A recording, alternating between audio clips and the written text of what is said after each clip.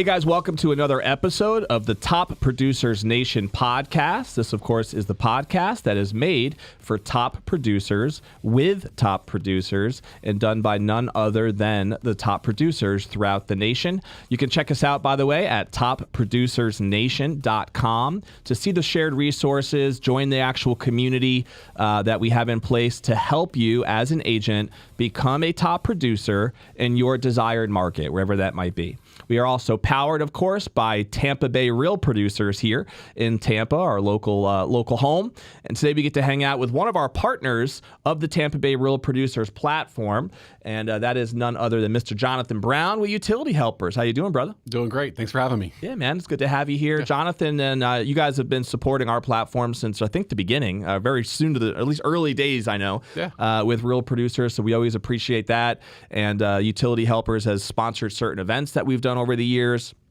Obviously, you can find them, by the way, on our website, which is tampabayrealproducers.com. Check out the partners, and you'll find Jonathan and the Utility Helpers company there. So for people who might not know much about Utility Helpers, before we dive into that, let's start with just your background a little bit for people to get to know you. Did you grow up in Tampa? If not, how did you get yourself into Tampa? And eventually, how did you get yourself into this crazy utility helper business? Yeah, so not originally from Tampa. I moved to Tampa in 2001.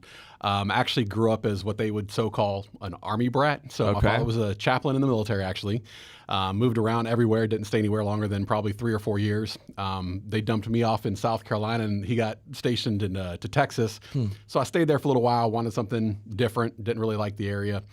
So ended up in Tampa because actually my ex-wife, she was from the Orlando and Miami. She'd moved between those two at some point and was like, hey, I want to move to Florida one day. And I was like, okay, let's go. Yeah. She didn't think I was going to say that, but I did because that's what I'm used to. So it had nothing to do with MacDill. It wasn't a military connection. No connection at all. No, Okay. My father lives here now because of me, but did not live here from that. He was. Gotcha. So, so came here 2001 and then kind of just that's how I landed in Tampa. Been here ever since. I did move to upstate New York for a year and then came back. Got too cold and all right, got to get back down to Florida. Actually, I liked it up there. I'm not going to say I liked the cold, but I could deal with it.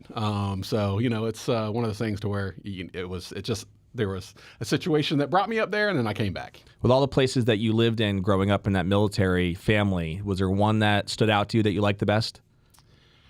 I had the opportunity to live in Germany for a few years, so that was pretty cool. I was young, though. I wish I was a little bit older. Sure. When I lived there, because we lived there for 3 years. I mean, that was really cool. What part of Germany? Kaiserslautern. Okay, no idea. Cape Town. Yeah. Is that south, west, Berlin area? No. Okay. I'm not exactly sure. Let's hope there's no Germans following along right now. So somebody's saying, hey, it's my town. It's my town. Yeah, right. Sorry, but yeah, it's over there somewhere. That's cool. So you got to live there 3 years, and so then you went to the sunshine of Florida, huh? Yeah. Ended up there. I moved from Germany to Virginia, Virginia to South Carolina to here. I mean, and obviously many places before that. Right. But yeah, landed here and love it here. And so did you end up when did the Utility Helpers thing start? 2017. Okay, so it was a while. So you had some other jobs first, I would assume, before you got involved with that. What was your main background before you started Utility Helpers? So the main background was actually I was a door-to-door sales rep for what was Bright House, which is now Spectrum. Sure. So I was actually there for around 16-ish plus years. Wow. Before going door-to-door the whole time? So yes and no. So I started in actually retail management, didn't like it. Couldn't go see my family because I didn't live around them because nobody lived here at that time. Yeah. So I was looking for a change of pace. Met a guy through my ex-wife that she was a leasing agent at a property, and he was a sales rep, door-to-door sales rep for what was then at the time Time Warner. So decided to embark on that and see what happens. So they threw me to the hardest wolves. form of sales you can be, man, is door-to-door. I've done it before. It's not easy. Yeah, I mean, it's I think we saw a lot of people come and go. Sure. So yeah, I guess it takes a specific person to do it. But I did especially for a period of time. Like if you've made it through those first couple of weeks and actually dealt with the rejection and learned how to adjust and overcome some of that stuff, that takes a certain skill set. Yeah, there was no training. It was here you go. Figure it out. Here's some street addresses. Good luck. Yeah. So I guess I figured it out. After a while, it took me a little bit because I did have that person that was able to, kind of help me along the way, kind of guide me a little bit. So you were signing people up for cable services? Yeah, knocking on doors. And I mean, back then there was no competition. Right. What is now Frontier was, which Verizon came in after a few years, but they weren't in existence. So it was just knocking on their door. Yeah. You want cable internet service at that time? So yeah. And then, with that, I did that. Like I said, I was with the change of spectrum. I got into what they called the MDU department, which was apartment complexes. And that was mainly kind of probably more account management than anything, because you kind of dealt with kind of like what we do now. We dealt with the leasing agents to sign up services for cable. Sure. But we also had like blitzes that we'd have to do throughout the year to where we'd go to residential. It was kind of like mixed residential and apartments. And then we went specifically to... A little bit easier to go door to door in an apartment building, isn't it? You're just a little bit closer together. Yeah. I'll knock on this one. I'll take a couple steps and knock on that one. Exactly. Much easier. And in the apartment complexes, we did because you get the whole building, yeah. But you get the whole complex. Right. So it was a lot easier. It was more like I said, account management. And then I went into what they call SMB, small to medium business, for the last 3 years of my career there. The last 3 years was in business. 2 of the years were small to medium business, and I moved to enterprise the last year. And that's kind of when the transition of Spectrum was happening. Decided I wanted to do something different. And that's when kind of my idea of kind of just being a resource of the multiple services that are out there to offer to residential customers came about. It's an interesting business model, and I want to make sure people even know what Utility Helpers does exactly, because I don't think it's common knowledge, I guess you would say, that even your service or your industry exists, right? So for people who aren't familiar, we're going to get back to how it got started in just a second, but what exactly does Utility Helpers do, and what niche are you serving? So we actually set up the utilities and home services. So it's, our core products are cable, internet, phone. We do set up the electric. Water, sewer, trash is hit or miss. If we can set it up, we do. If we can't, we give them very, very detailed instructions. They don't have to look anywhere else. We do. So it's electric, cable, internet, phone, home security. People have home phones nowadays still? Actually, you'd be surprised. Yeah. There's not a lot, but people still order it. I'm like, for it's a bundle. It's a bundle package. Yeah, and sometimes it is. At this day and age, it's not really necessarily cheaper, but if they do have a discounted rate, then we offer that. Sure. We're a consultative approach when it comes to all this stuff. We do offer home security and homeowners insurance as well. Yep. Just kind of an offering. So, if it's something that they want, it's pretty much anything to get them home. Movers and pods we also offer. So those are the core products of what we offer to the customers. So this idea, was there other businesses when you started getting into this space, right, that you looked at and said, I kind of that business model is intriguing to me. It looks like a good opportunity, or was this kind of just like a genesis of an idea that you had and said, this is a service that I think I can fill, and I don't see anybody else doing it? So I did not know. I mean, there is businesses like ours that I did not know existed for actually a while after we started. Right. It was more of a meeting of the minds of me and my ex-business partner that we came up to this business model of how we were going to work it. Because I know that we both wanted to focus on the real estate market, obviously, with residential customers moving in, and just kind of had to facilitate what exactly do we want to offer and how do we want to offer it. Because we found out when we first started that a lot of our competitors weren't offering like the core utility services such as, electric, water, sewer, and trash, because there's typically no income into that unless you get into a deregulated state like Texas, or up in the Northeast, they have deregulated electric states. But we wanted to be the full one-stop shop, so we're not saying, we're just going to do this, and then we're going to tell you what the phone numbers are over here. We wanted to be that white glove service to where people didn't have to go look around. When did Utility Helpers start again? 2017. When did you meet Elijah? So we met through, I don't know the exact time, but we met through a mutual friend. Okay.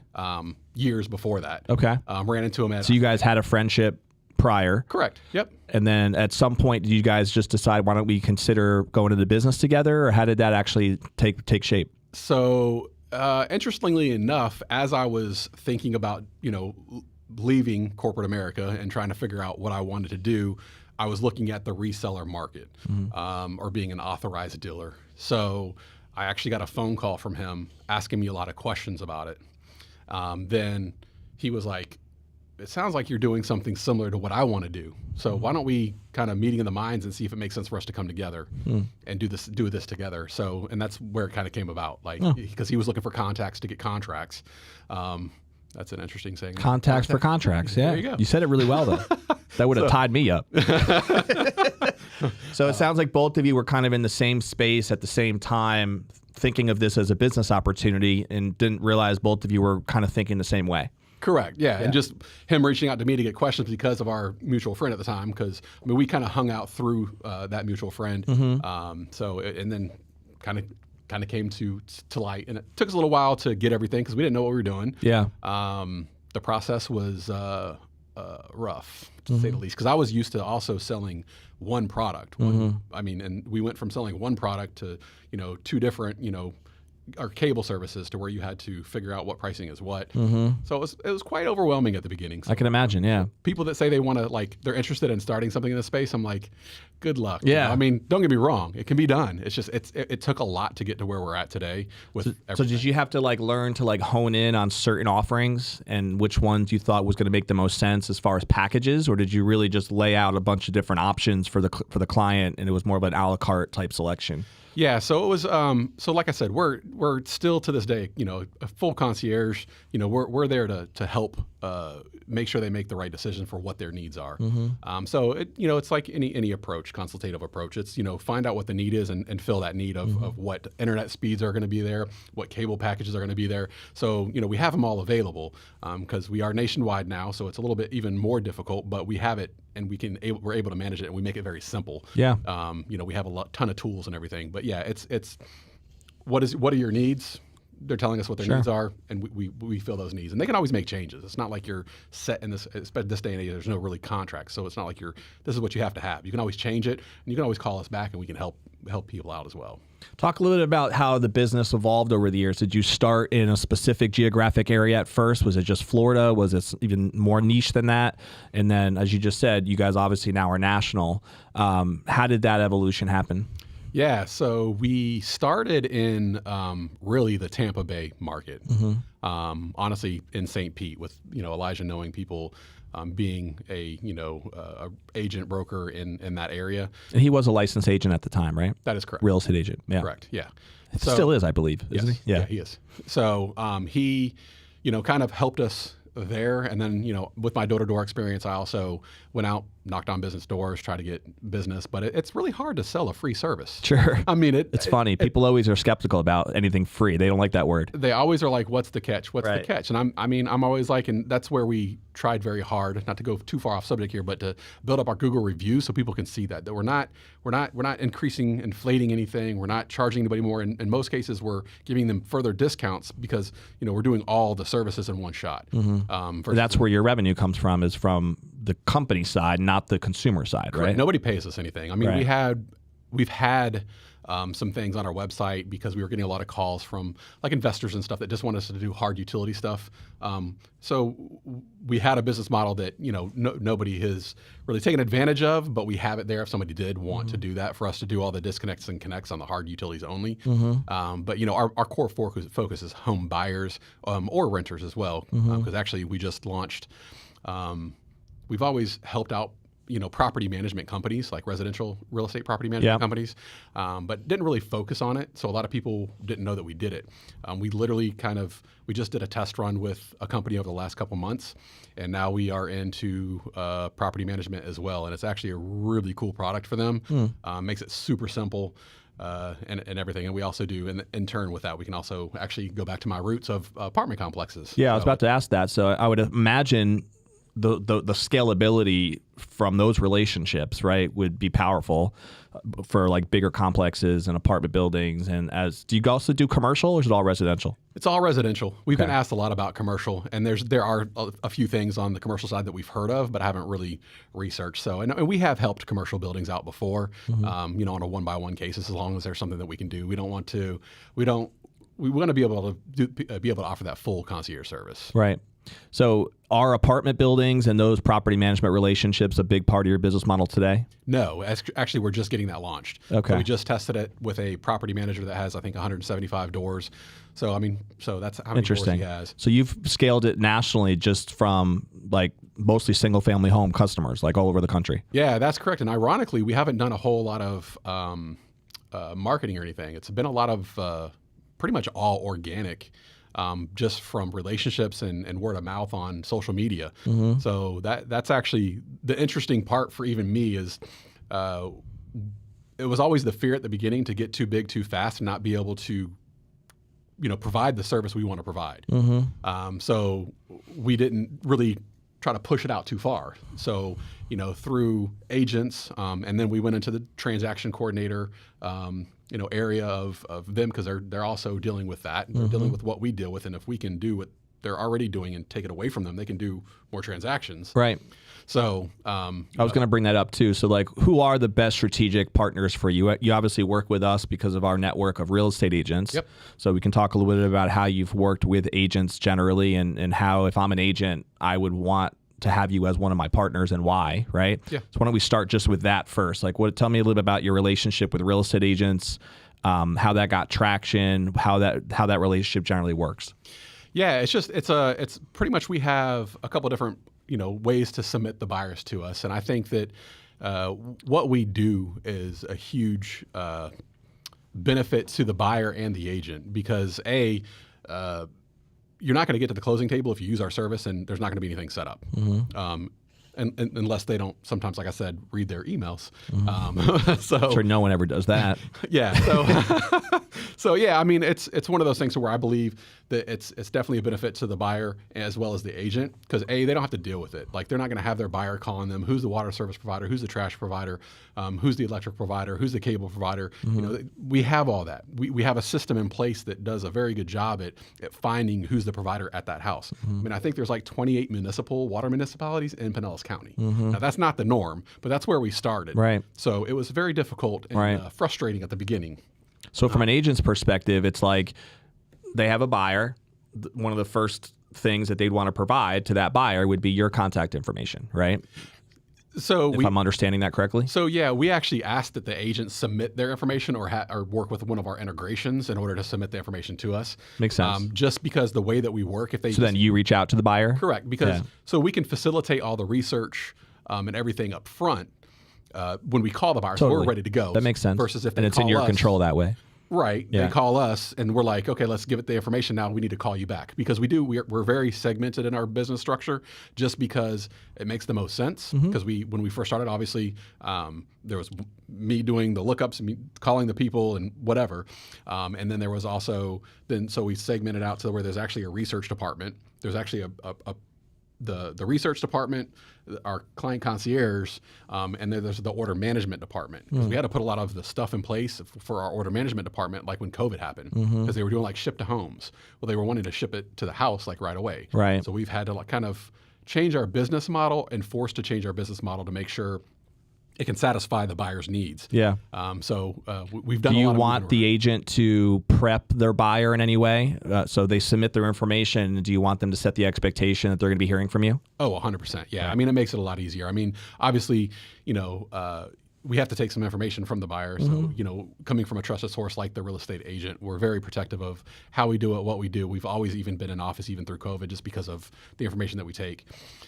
So prepping the buyer is 100% needed. Just say, hey, I work with this company called Utility Helpers. They're going to be calling you to set up all your utilities and home services. Yeah. I've submitted the information, and when they do submit the information, the buyer will get an email saying that the agent submitted the information that we'll be reaching out, as well as that makes sense. Agent gets streamlined an email. Yeah, and then they can also schedule a call on that email. So then you become the go-to resource for all of those questions that they would be asking the agent about who they should set up this for, that for, this for. Now they just operate with you and you alone. Exactly. Yeah. I mean, it's literally taken all of that off their plate. Like I know, like in my apartment days, they were, and even sometimes now, there's agents and apartment managers and builders will just hand over a list of here's the utilities.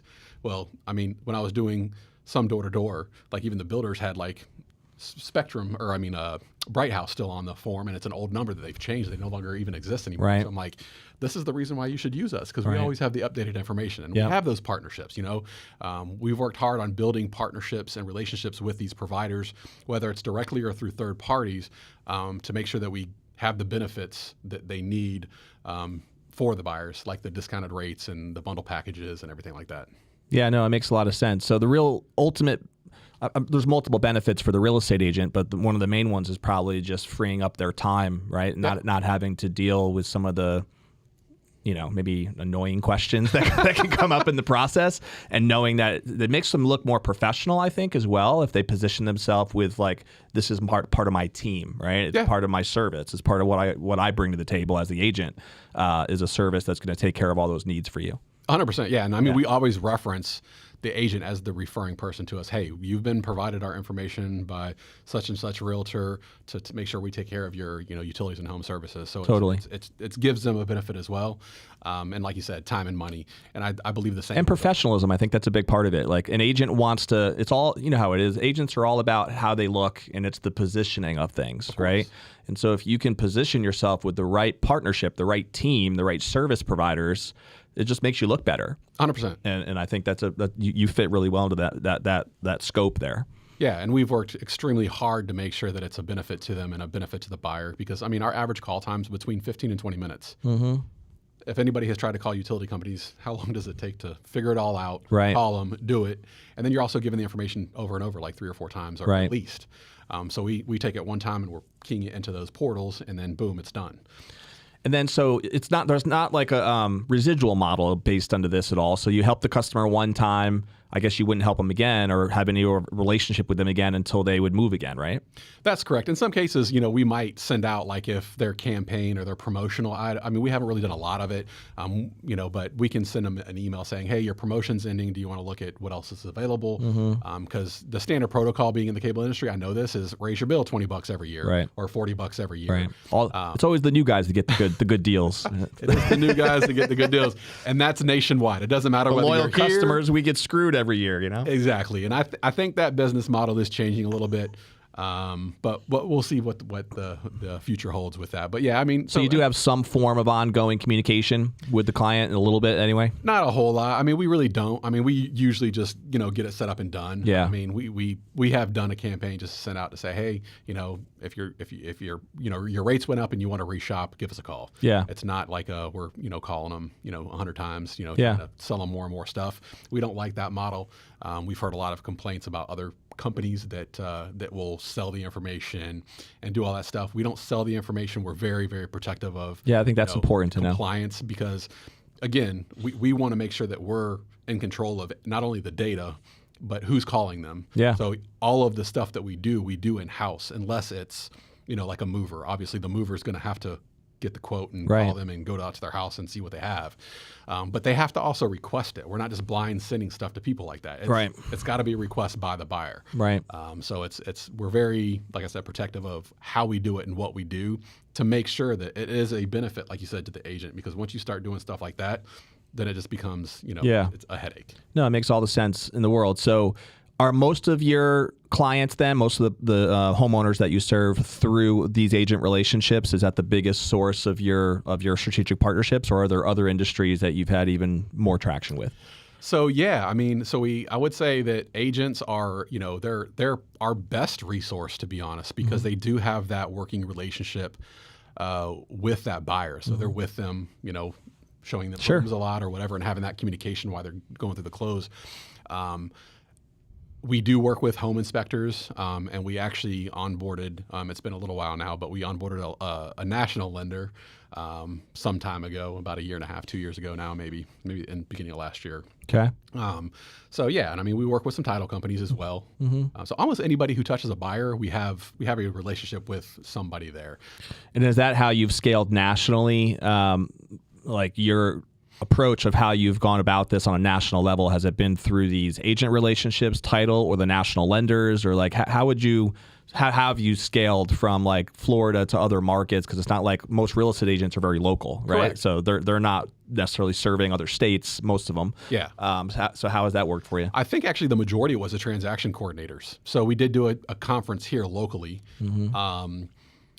And that helped us, kind of get to know that community. And then they kind of were talking about us because it's a huge benefit to them too, because a lot of times they are also looking this up, trying to figure this out, and then at least giving them the information if some of them are even doing it themselves. Yeah.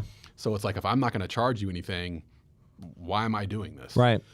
So that's, I would say that's probably was the biggest thing for us to grow nationally. And the relationship with transaction coordinators. Yeah. Okay. Yeah. I know it was obviously scary at first, but then at some point I'm like, we just have to, if we're going to scale and we want to go further than Florida, we have to at least just try it out and see what happens. And if it doesn't work out to where we're providing the service that we want to provide, then we'll say, okay, scale back. We'll scale back. Yeah. And is the hardest part of that just all the research required? I would imagine, like, because there's so many different companies that you're trying to figure out the nuances with, and the more states you scale to, the harder it is to build that research list, right? So I wouldn't say it's hard to scale now because we have, we know how to find what we need to find.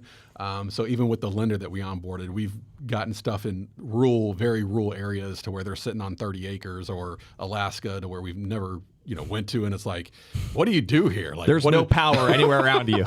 Yeah, you're off grid. No connection needed. Yeah. So, and I mean, it's things like that. But I mean, we have a solution for everybody because we have the satellite internets if needed. We have, the T-Mobile internet if it's available. We have the Verizon, 5G network if we need it. But then we also have the local providers as well throughout the country. Yeah. How many employees you guys have now?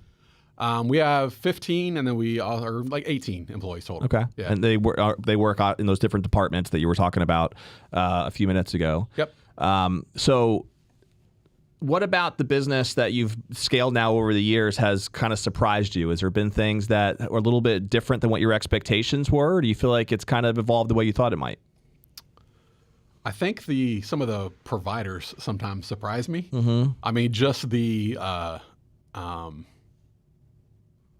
sometimes their systems, are just outdated or antiquated. So it's communication just isn't very good. And that's why, unfortunately, like a lot of I don't want to say unfortunately, that's probably the wrong word to use, but the water sewer trash is harder for us to get a relationship with because they're so outdated that there's nothing that they can do to integrate us or to add us.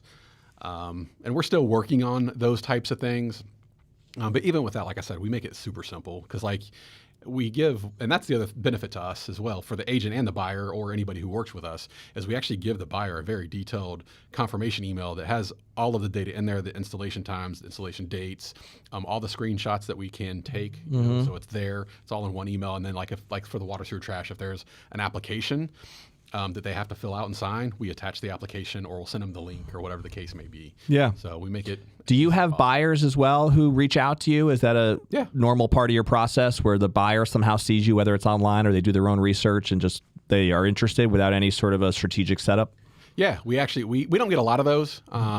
We get some that just do hand the phone number or our email address to the buyer. So we'll get a few of those. But we do get some that will find us online and call us. It's not a lot. Yeah. But we do have some traction with, we haven't really, like I said, done any like SEO stuff.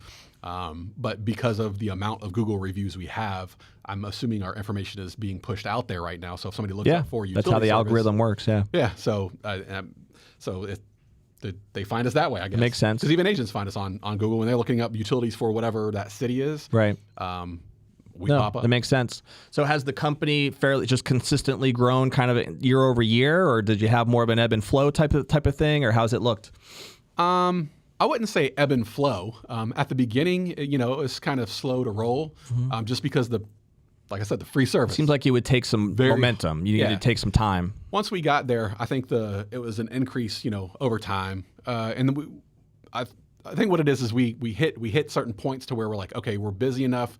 We need to make sure that this is fine tuned and we're not going to drop balls and stuff like that. So then we would plateau because we're not trying to be out there marketing or anything like that. Because I mean, like I said, a lot of it was going door to door, previous relationships and things of that nature. And then, also, some of the other stuff. And then COVID hit. Yeah. We lasted through COVID. Actually the first year, like month over month, we were growing like 10 to 20% month over month. Just because nobody knew what to do because you couldn't get into a door. Right. We had all the research done. You know, we had our team. All right, let's call to see what we can do to help these people out, so they're not having to go, or do they have to go? Yeah. In person. And then, you know, we plateaued, you know, and then we shot up again, and then we plateaued. And then and even with the market now, I mean, we're down probably a little bit, but I wouldn't say we're hurting. We have so much room to grow throughout the country, and we have the capability now to take on a lot more. So we make sure that we have the capacity if a larger partner or brokerage or something says, hey, you know, we're interested, so that we can onboard somebody pretty quick. What's the most challenging part of the business? Is it like the front end in terms of the strategic relationships and getting your buyer network built up, or do you have challenges on the backside in your relationships with these providers? Like, do they try to nickel and dime you guys at all on what they're willing to pay you, or like how? I won't name names, but some yes. Yeah, I mean, the payouts do vary from company to company. They do. We don't relate. Is that always like a constant negotiation that you have to deal with? I wouldn't say it's not constant. No. I mean, it is what it is. Right. You know, business. They give you what they give you, and that's what you have to deal with, right? So it's one of those things that, you know, our reps don't know anything about that either. So it's a very, like I said, consultative approach. So I want to make sure, you know, that I make that point. They have no idea what providers pay what. Right. They have no clue. Right. So it's not like they're not preferring one or the other. Yeah. They're not steering a customer one direction or the other. Right. But yeah, I mean, difficulties. I mean, running a business can be just difficult. Just people. People are, I mean, and that is the case. I mean, and that ebbs and flows. Like we have a great team right now, a solid team right now. But it's one of those things to where the people can be the issue. And I think that was probably the larger headache. And I mean, honestly, building processes out to make sure it is scalable and to make sure that we can provide that service that we want to provide. This was your first time running your own business, right? It is. Yeah. And so, I mean, it's a testament really to your persistence that you've made it work as long as you have, because a lot of people, when especially their first time running a business, we all know the stats out there, right? It's not great for first time business owners to be successful for as long as you have. So it's a real testament to that. So you guys have done something pretty well with that. Well, thank you. Yeah, I mean, I don't think about that often, but I'm like, I've lasted something to be proud years. Of. Yeah, you know? that's a they win. Say after 5 years you're good. You know, we're you know, as a business, you know, we're plugging along. We're getting through it. I mean, the market ebbs and flows, and we'll ebb and flow with it. I mean, there's things that we can do to stay alive and make sure that, you know, our employees are paid and they're doing good too. Yeah, for sure. Absolutely. It makes sense. What is your favorite part about being a business owner? I like the freedom of, you know, but I will say that I'm probably in the office more. Right. Or working Freedom more. is an interesting word. Maybe not necessarily in the office, but I'm working more than I did when I was in corporate America. I mean, because it's my baby, as you know, we probably say as business owners, you know. So I say freedom, but I don't really take the freedom to my advantage. Yeah. Because I like to be in the trenches or be there for, you know, the business and be there for the people that are helping me, you know, be successful in the business. So, you know, it's like if they have a question, I want to be available. You know, I always have an open door policy, you know, so my door is literally always open, even if usually if I'm on a call. If I'm on a call, sometimes I'll shut it, but because they will just barge in and be like, hey, I need this. I'm on a call. Right. But I want to be available. The sign is up for a reason, buddy. Come on now. Actually, we just talked about that yesterday. Put a sign up to say, because even if my door's closed, they'll be like, hey. Do not disturb, right? Which is fine. I mean. Works in the hotel industry. I might as well give it a shot. I mean, we'll try. Question for you. Have you started to implement Starlink? They do not suppose so. Starlink is one of the things that I've tried to get a relationship with them. I don't know if they have any resellers. They say they do, and I found some things, but they seem scammy. So I'm still in the process of researching that. They have it for business, I think, is all they have it for. So B2B stuff they have, not business to consumer. Yeah. Interesting. But I'm sure if they're doing it B2B, eventually they'll probably launch it B2C. But yes, I look at it about every 4 to 5 months to see if they've updated their website. What's the future looking like for 2025 and beyond? I know that you guys just went through a little bit of a business transition, right? Yep. God bless you, Elijah. I'm sure you're doing well out there. We love you, and I hope you're doing great. So Jonathan Brown is now it's all on you, bro. Like, where's this thing headed now as far as we're utility builder? What are you excited about? So, I mean, I'm excited about the growth in general. I mean, whether it's now or then, like I said, we launched not really launched, I wouldn't say, but it's public today. Here we are. So, we've kind of honed in that property management aspect of it to kind of give it's the same service type. And then also the apartment complexes. So I think that there's a lot of room for growth there. When I was in the apartment industry doing the sales in the apartment complexes, so there's a ton of stuff there. In the real estate market side of things, we're still, that's a huge focus for us. Mm-hmm. We're not going to forget our core, not going to leave that alone. We're still looking to grow that. We hired a business development manager to kind of help us, grow that portion of it on the real estate side of things. That's cool. Because we definitely, and there's things like that we're putting in place to grow. I mean, I want to double what we did last year, if not triple it. Nice. Absolutely. And I mean, it seems like there's a lot of scalability opportunity with that. I mean, especially now that you're national. I mean, there's almost an endless amount of agents out there with broker offices out there that if you can work on those relationships, things could scale, I would think, rather quickly if those relationships are strong. Yeah, absolutely. Yeah. I mean, I like I said, we worked hard on our Google reviews to at least have, because like I said, it was hard to say, here's a free service, use it. And everybody's like, well, what's the catch? Right. Now you have credibility behind it. And yeah, absolutely. And that credibility is huge. For sure. And trust in what we do. Yeah. Because there are some times that we get blamed for stuff that we didn't do and we don't get the phone call. Because I'm a fixer. I will make sure that I can make whatever I can make right. Mm-hmm. And do what I can. If there's something that we messed up and it's on us, I'm gonna fix it. Yeah. If I had to pay for somebody's pool cleaning service one time, and they're reconnect on their electric and water service because we messed up. We're humans. All it takes is one really dissatisfied customer to really kind of ruin some of the reputation. So yeah, but it's how you bounce back from those types of things. I totally believe that. If you take care of them, then you could be more of a hero than if everything went smooth sometimes. So and I totally believe in making things right. Because also we don't want to tarnish any relationship at all. And if it's a real estate agent that's referring us, we want to make sure that you're an extension of them. Yeah, we don't want to affect their relationship with that buyer either. Totally. Because that can cost them money. We don't want to do that. So, we don't have. I would say we don't have a lot of mistakes, but we're human. No doubt. We forget to hit the submit button sometimes. I mean, I shouldn't say sometimes, but once in a blue moon. Right. Well, as long as you respond, like you said, with integrity and just own up to when there is a mistake made, and people generally respect that. So it makes sense. Yeah. All right, we're going to wrap up here, but a couple quick things just on the personal side for people to get to know you. So, what's your story? Married, kids? What do you love to do for fun? Oh boy. So yes, married. I have 3 children, 2 dogs. How old are your kids now? 15, 14, and 8. Okay. So you still got your hands full over there. Yeah. Mm-hmm. So, yeah.